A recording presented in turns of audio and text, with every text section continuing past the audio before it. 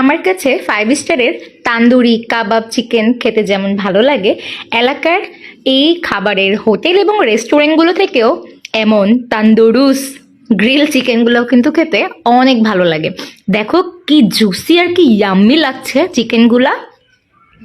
আর এই তান্দুরি চিকেনগুলা বা এই জুসি তান্দুরুস যেটাকে বলে, এই চিকেনগুলোর সাথে আমাকে কিন্তু আরো বেশি তান্দুরুস লাগছে।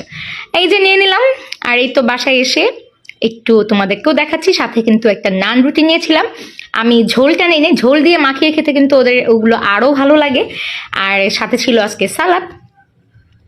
তো এই যে গ্রিল চিকেনটা, এই চিকেনটার এই পোড়া অংশগুলো কিন্তু খেতে আমার আরো বেশি মজা লাগে।